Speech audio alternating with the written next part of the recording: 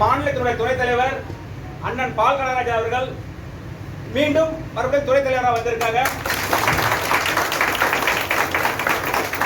அதே மாதிரி மரியாதைக்குரிய திரு சதீஷ்குமார் அவர்கள் ஏற்கனவே நம்மளுக்கு மாநில செயலராகவும் வடசென்னை மேற்கு மாவட்ட பொறுப்பாளராக இருந்தார். அவர் மீண்டும் அதே பொறுப்பில்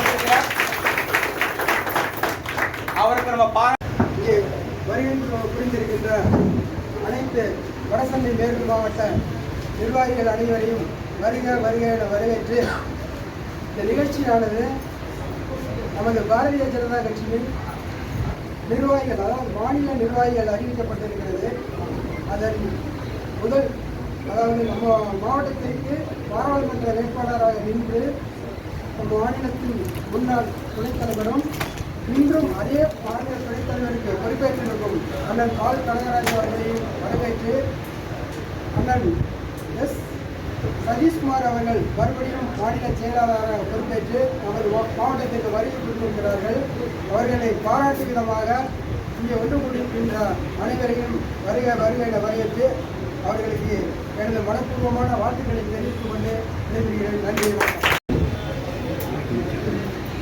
பாராட்டு கூட்டத்திற்கு தலைமை பொறுப்பேற்றுக்கொண்ட வடசென்னை மேற்கு மாவட்டத்தினுடைய தலைவர் புரிய நண்பர் வழக்கறிஞர் பாலாஜி அவர்களே, முன்னாள் மத்திய சென்னை மாவட்டத்தினுடைய தலைவர் புரிய சகோதரர் கோதண்டம் அவர்களே, அதனுடைய அண்ணன் சதீஷ்குமார் என்று சொன்னால் சென்னையிலே நாம் நிச்சயமாக ஜெயிக்கக்கூடிய வாய்ப்பு அதிகமாக வடசென்னை பகுதியில் இருக்கிறது என்பதை நாம் மறந்துவிடக்கூடாது.